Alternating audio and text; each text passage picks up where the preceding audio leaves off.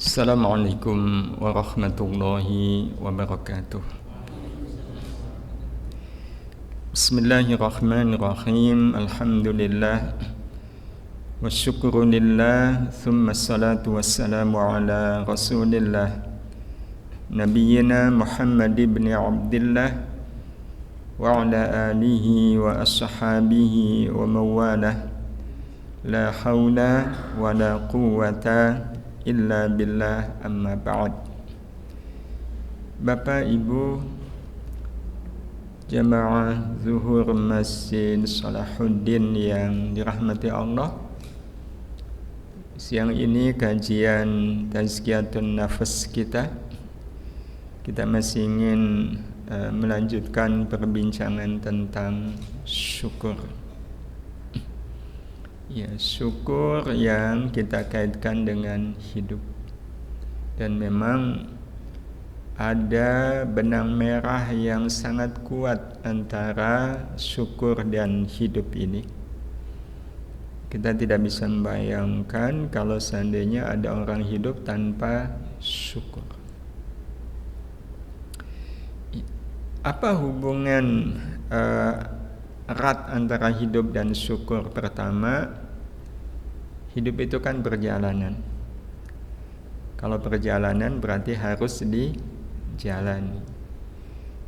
Berarti kita punya tugas menjalani hidup. Dan bukankah saat ini kita sedang sama-sama menjalani hidup? Menjalani. Kalau lihat kata dasarnya, menjalani itu kan jalan. Walaupun kata dasar menjalani itu adalah jalan, tapi sebenarnya kita hidup ini lebih suka berjalan atau berkendaraan. Kalau bisa berkendaraan, kenapa harus berjalan? Dan bukankah itu memang menjadi pilihan kita di dalam hidup? Ini kalau saya nanya Bapak Ibu, ada nggak yang ke kantor ini jalan kaki? Sepertinya nggak ada ya. Semua kita berkendaraan. Apalagi hidup. Apalagi hidup.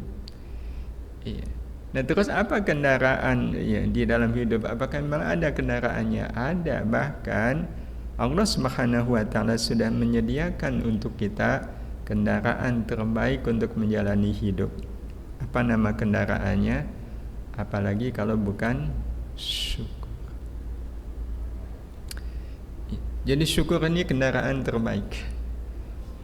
Karena itu siapapun yang menjalani hidup ini dengan syukur, insya Allah hidupnya cepat sampai. Hidupnya cepat sampai. Tapi kalau orang menjalani hidup tidak dengan syukur, kita tidak tahu apakah hidupnya akan sampai. Sepertinya sampai waktunya habis, hidupnya belum sampai. Padahal kita punya target, hidup ini harus sampai pada tujuan akhir perjalanan hidup kita. Nah, kira-kira apa tujuan akhir perjalanan hidup kita? Hadirin hadirah yang dirahmati Allah Subhanahu wa taala, kita sampaikan tadi bahwa hidup adalah perjalanan. Perjalanan kemana? Kemana lagi kalau tidak untuk pulang kembali ke akhirat? Hidup adalah perjalanan pulang kembali ke akhirat. Akhirat dengan dunia itu kan beda alam. Beda alam. Tapi memang inilah tujuan dari perjalanan hidup kita itu sampai ke akhirat. Nah, biar betul-betul sampai ke akhirat, maka hidup kita di dunia ini harus sampai pada tujuannya. Apa tujuannya? Kalau Bapak Ibu pulang dari Jakarta ke Jogja naik bus, tujuan akhirnya Jogja, berarti bus Bapak Ibu harus nyampe mana? Nyampe Jogja. Nyampe Jogja itu nyampe mana? terminalnya. Ya, dan terminal akhir Jogja itu adalah Giwangan. Ya, jadi kalau kita pulang dari Jakarta ke Jogja, ya naik bus berarti turunnya di terminal Giwangan. Ya, kalau turunnya di terminal Terboyo itu di mana? Semarang. Dari Semarang ke sini jalan kaki, susah banget. Jadi mau nggak mau turunnya ya di terminal Giwangan. Itu kalau perjalanan pulang dari Jakarta ke Jogja. Nah kalau perjalanan pulang ke akhirat, terminal akhirnya apa Bapak Ibu? Terminal akhirnya tidak ada yang lain kecuali husnul khatimah. Inilah terminal akhir perjalanan hidup kita, namanya husnul khatimah. Kan memang husnul khatimah itu akhir perjalanan hidup. Dan kalau akhir perjalanan hidup kita adalah husnul khatimah, maka nextnya nanti siapapun yang mengakhiri perjalanan hidupnya di dunia di terminal husnul khatimah, maka hanya keindahan dan kebahagiaan sajalah yang dirasakan sesudah hidup di dunia. Ya, tidak ada lagi susah, tidak ada lagi resah, ya, tidak lagi dikejar-kejar target. Yang kalau targetnya nggak nyampe ya siap-siap. Iya, kena sanksi, dipindah ke pelosok, nggak ada lagi kekhawatiran, nggak ada lagi kecemasan. Itu kalau mengakhiri hidupnya di terminal husnul khatimah. Maka husnul khatimah adalah tujuan akhir perjalanan hidup kita. Iya, tujuan akhir perjalanan hidup kita. Nah, bagaimana caranya kita biar husnul khatimah? Ini kalau kita buat peta perjalanan, iya, semua orang hidup pengen hidupnya ini berakhir dengan husnul khatimah. Dan untuk sampai ke husnul khatimah, Bapak Ibu, itu ada jalannya. Ada jalannya. Apa nama jalannya? Nama jalannya adalah amal ihsan. Amal ihsan adalah jalan utama untuk sampai pada husnul khatimah. Amal ihsan. Berarti siapapun yang pengen husnul khatimah, dia harus hidup menempuh jalan amal ihsan ini. Ya. Tapi gimana posisi saya dengan amal ihsan itu masih jauh. Ya. Posisi saya masih jauh.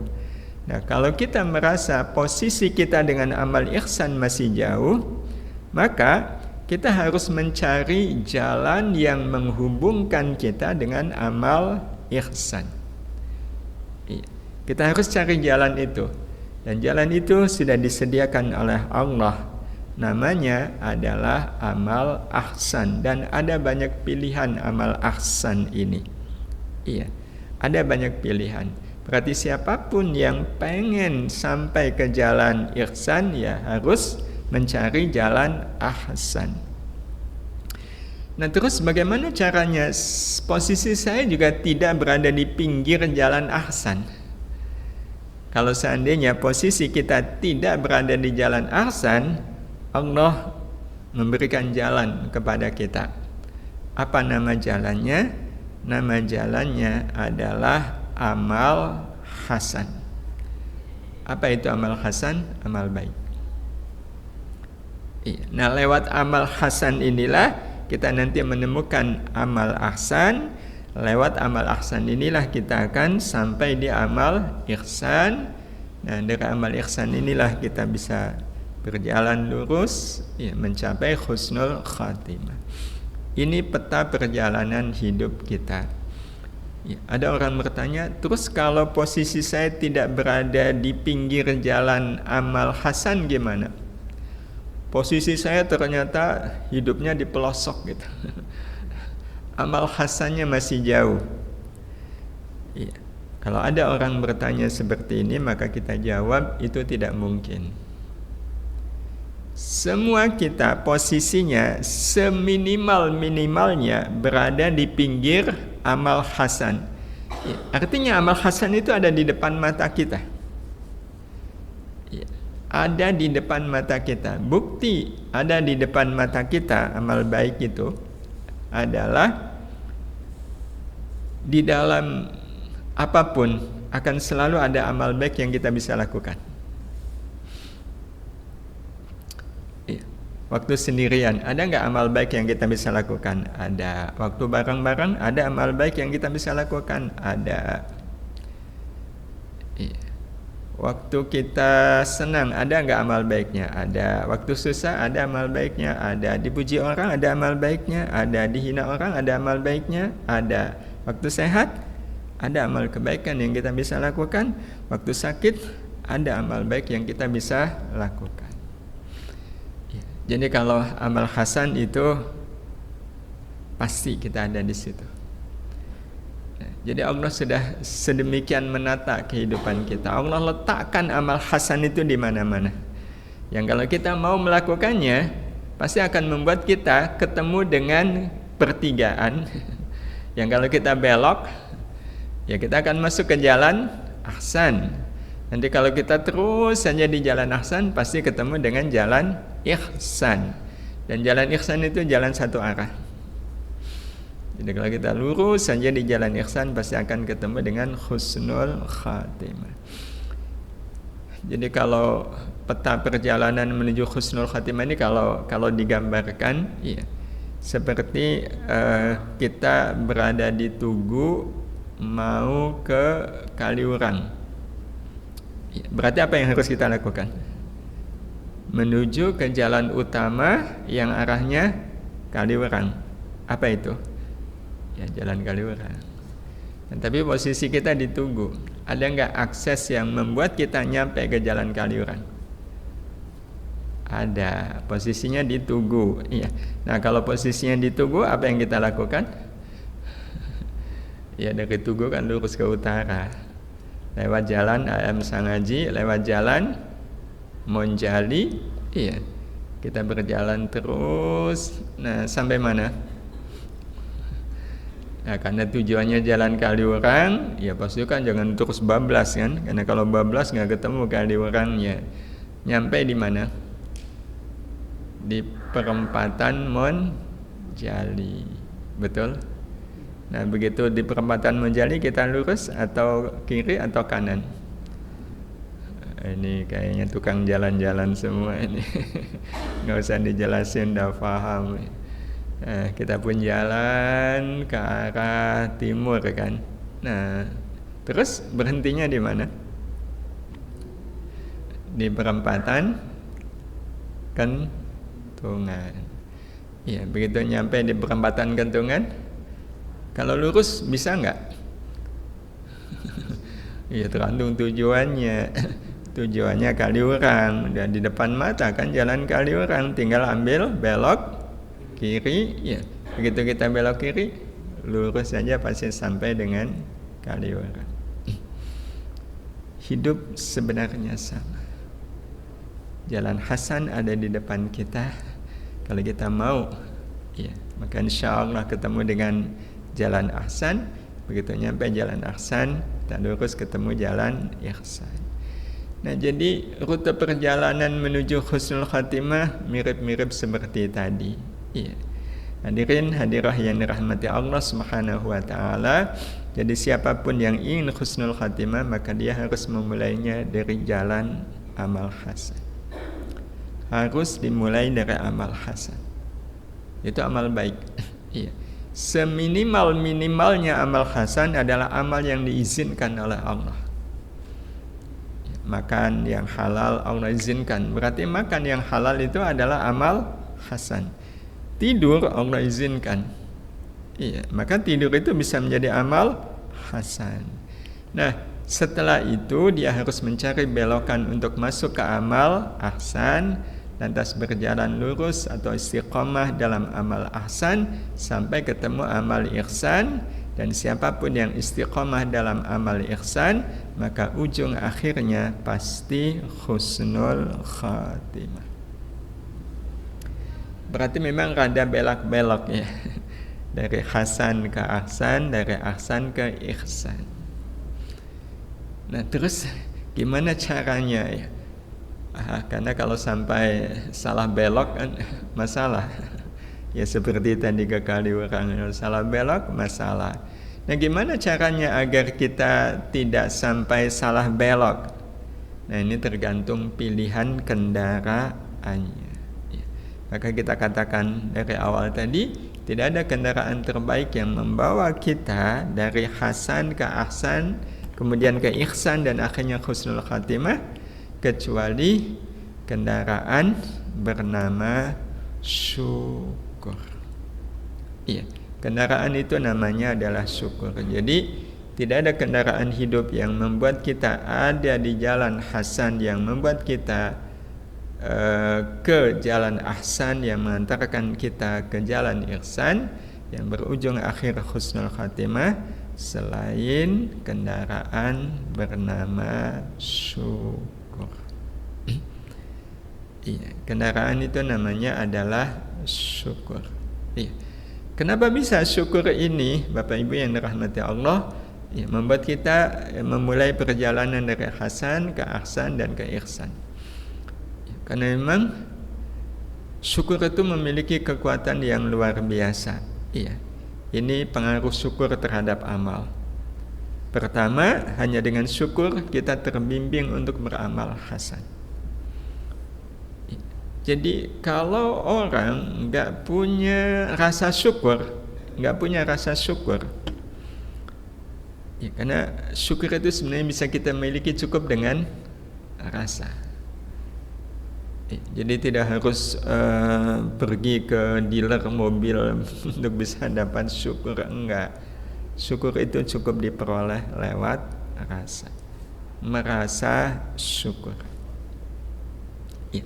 Jadi kalau orang punya rasa syukur, itu mudah terdorong untuk melakukan amal hasan. Contoh sederhana saja, ini tangan. Ini kan tangan bukan saya yang membuat, Allah yang memberikannya. Terus kita perhatikan betul, ya Allah. Ngebayangin kalau nggak punya tangan, susahnya bukan main. Nah, kalau sudah seperti ini, maka pasti akan muncul dorongan apa Bapak Ibu? Dorongan betapa baiknya Allah. Begitu kita merasakan Allah baik, maka akan muncul keinginan untuk bersyukur. Ya, syukur apa yang saya bisa lakukan dengan tangan ini? Ya. Oh, bersedekah. Oh, berinfak. Oh, saya ambil mobil untuk saya bawa ke tempat pengajian, ya, ambil HP, ya, kemudian menyampaikan pesan-pesan kebaikan, itu kan wujud syukur. Ya, jadi dengan syukur mudah orang melakukan amal hasan. Dan saat amal hasan kita lakukan semata karena syukur. Jadi kalau dorongan awalnya adalah syukur, maka begitu melakukannya, ya dasarnya adalah syukur. Tadi kita sholat zuhur, ya Allah inilah wujud syukur saya kepadamu. Tadi kita sholat sunnah qabliyah, ya. Pas sujud itu yang kita rasakan apa Bapak Ibu? Ini wujud syukur saya kepadamu ya Allah. Dan tahukah kita Bapak Ibu yang dirahmati Allah, orang yang melakukan amal hasan, dilakukan amal hasan itu betul-betul wujud syukur saya kepada Allah Subhanahu wa ta'ala, maka akan berubahlah amal hasan ini menjadi ahsan. Apa bedanya hasan dengan ahsan? Kalau hasan amal baik, ahsan lebih baik. Jadi amal itu akan menjadi lebih baik, tidak harus semisal kuantitasnya ditambah.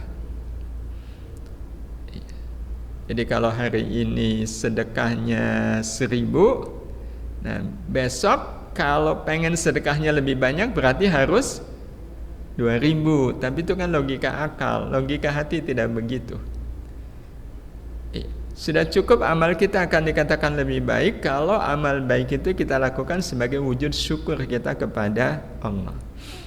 Orang yang hari ini infak 1.000, besok infak 2.000, tapi tidak didasarkan pada rasa syukurnya kepada Allah, cuma karena nggak enak aja, ya kemarin sih memang 1.000, hari ini kok lihat teman 2.000 ya masa saya 1.000, akhirnya 2.000. Itu kan bukan wujud syukur kepada Allah Subhanahu wa Ta'ala. Ya, apalagi pakai hitung-hitungan. Kemarin saya infak 10.000, kemarin tuh saya dapat rezeki 100.000. Saya tambah hari ini 20.000 biar dapat 200.000. Nah, kalau ini hitung-hitungan syukur atau hitung-hitungan bisnis ini?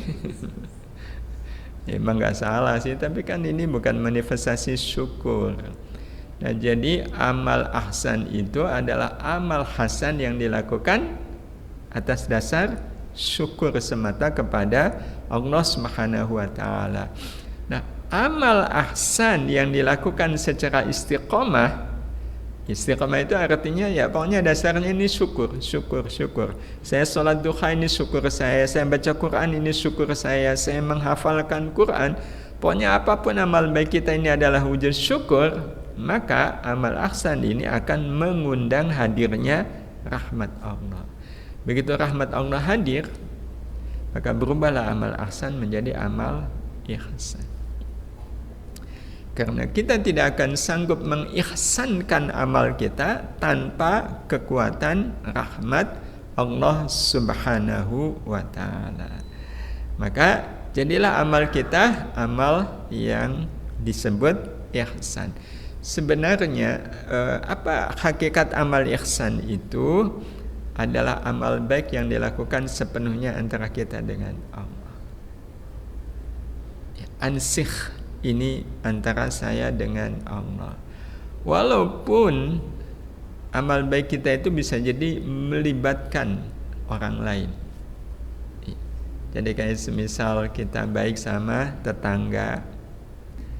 Baiknya kan ke tetangga, tapi kita baik ke tetangga itu untuk siapa? Allah. Jadi sepenuhnya pokoknya ini urusannya antara saya dengan Allah Subhanahu wa Ta'ala.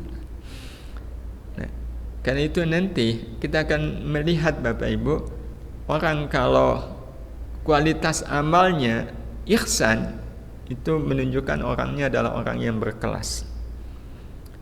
Hanya orang-orang yang memang yang berkelas yang bisa melakukan amal ihsan. Ya, contoh berkelas itu begini. Sering kita sampaikan ya, contohnya kita baik ke orang, tapi orang yang kita baiki membalas kebaikan kita dengan keburukan. Walaupun dibalas dengan keburukan, tidak membuat kita berhenti berbuat baik kepada dia. Semakin dia tidak baik ke kita, semakin kita baik kepada dia. Kalau ada orang yang bisa melakukan seperti ini, itu menunjukkan dia orang yang kelasnya tinggi nggak Bapak Ibu? Tinggi. Bisa jadi orang-orang pada heran, kok bisa ya? Dia sudah baik tapi dibalas dengan keburukan, kok dia tetap berbuat baik kepada orang yang telah membalas kebaikan dirinya dengan keburukan. Kenapa bisa? Bukan kenapa bisa, tapi lebih karena memang saya melakukan amal ini sepenuhnya antara saya dengan Allah. Sehingga kalaulah ada hitung-hitungan, ya hitung-hitungannya dengan Allah. Dan kalau sudah hitung-hitungan dengan Allah, gak ada hitung-hitungan kecuali kalau tidak syukur ya rahmat. Kalau tidak syukur ya rahmat. Jadi la in syakartum la azidannakum. Orang kalau bersyukur itu maka Allah akan tambahkan kualitas syukur dia. Dan itu memang ada logikanya. Kita kalau amal baik kita dibalas dengan keburukan, rahmat Allahnya ditambah atau dikurangi? Maka logikanya orang-orang yang beramal atas dasar syukur, dia tidak kecewa ketika amal baiknya dibalas dengan keburukan. Justru dia senang, justru dia bahagia. Karena balasan rahmat dari Allahnya pasti akan dilipat gandakan oleh Allah Subhanahu wa Ta'ala. Nah, pengertian ihsan seperti ini itu kita dapatkan dari penjelasan Rasulullah Sallallahu Alaihi Wasallam Pada saat beliau ditanya tentang apa itu ihsan ya oleh malaikat Jibril kan, dalam hadis Jibril yang sangat masyhur itu, ya, Rasul ditanya mal ihsan, apa itu ihsan? Apa jawab Rasul? Anta'budallah, engkau beribadah kepada Allah ka'annaka tarah, seolah-olah engkau melihat Allah. Seolah-olah engkau melihat Allah. Kalaulah tidak bisa melihat Allah, ya engkau yakin kalau Allah melihatmu. Yakin kalau Allah Subhanahu wa ta'ala melihatmu. Inilah yang namanya ihsan. Sehingga orang-orang yang kualitas amalnya ihsan, ya, dia hanya mengenal dirinya dan Allah di dalam semua amal-amal kebaikan dirinya. Ya, jadi kalaulah dia berusaha meningkatkan kualitas amalnya itu, ya kualitas amal di dalam pandangan Allah Subhanahu wa ta'ala, bukan dalam pandangan makhluk. Iya, bukan dalam pandangan makhluk. Iya. Jadi sepenuhnya ini antara saya dengan Allah Subhanahu wa ta'ala. Ya, sebagai penutup ada kisah Bapak Ibu. Beliau ini tinggalnya di atas, di daerah pegunungan. Mata pencahariannya itu melihara ternak. Ya, bukan ternak besar ya. Beliau melihara ternak sekedar untuk bisa menyambung hidup. Ya. Nah, sehingga kalau ada ternak yang sudah bisa dijual, nanti beliau beli yang baru. Iya. Suatu saat ada tamu yang mengunjungi beliau. Nah, yang membuat tamu ini terharu itu penghormatan beliau kepada tamu. Jadi melebihi kesederhanaan hidup beliau. Iya. Jadi gajinya nggak seberapa, tapi akhlaknya itu udah miliaran. Nah, si tamu ini kemudian ingin tahu seperti apa kandang ternaknya. Nah, akhirnya kemudian diajak ke belakang, ya hanya beberapa ekor aja kambing yang dipelihara. Nah, tapi yang heran, ada satu kambing itu yang mulutnya ditutup botol air mineral yang 1 liter itu, ditutup mulutnya. Ya, terus ditanya, kenapa yang ini kok ditutup mulutnya? Oh iya, ini saya tadi baru saja beli kambing ini di bawah. Ya, terus saya bawa ke atas. Ya, dibawakan ya sambil jalan ya, jalannya setapak. Dan terus kenapa ditutup? Karena saya tidak ingin di sepanjang jalan kambing ini makan rumput yang bukan haknya. Makan rumput yang bukan hak.